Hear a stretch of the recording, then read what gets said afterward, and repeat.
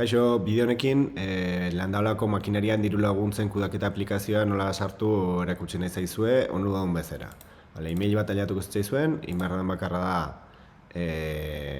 klikatu esteka eta ematen zaitue honea, landaola.app. Honta sartu zaitezke edozein momentutan, kanpotik. Adibidez hemendik, juten bazate, ez landaola.app eta ematen zaitue web horri simple batea. Orduan, onu daun bezala, hemen behar diozue esteko honei, izena eman, eta hemen bete behar da informazio basikoa, zuen perfila sortzeko. Orduan, sartuko da informazioa,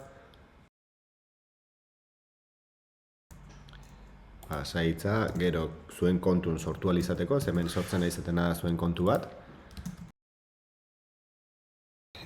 Hau, garrantzitsua da, belar lanak imal maituzue, jaso bal maituzue, zehaztea zenbat, diru laguntzan kopurua honen arabera kalkulatu dalako,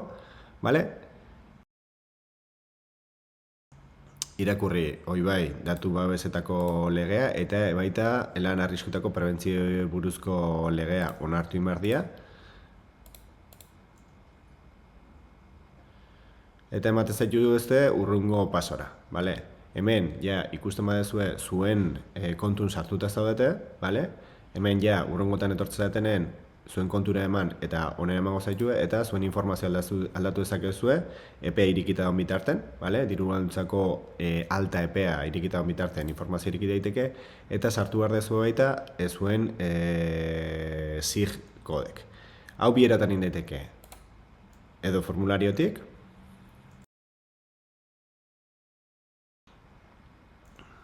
sortu aldatu indezakezue, ikusten duzue, eta baino ja balmauzkazue SIG kodek fitxategi baten, ebaita zui lana erresteko indetekena da urrungoa.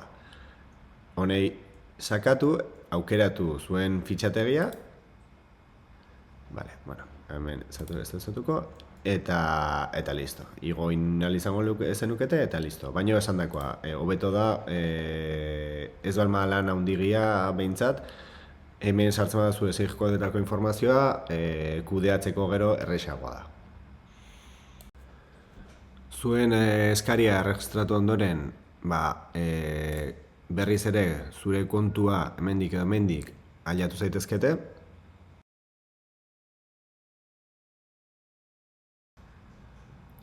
Eta ikusten duzuen bezala, zuen informazio guztia hemen dago sartuta,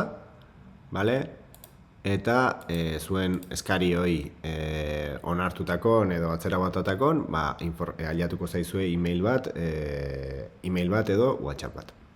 Eskerrik asko.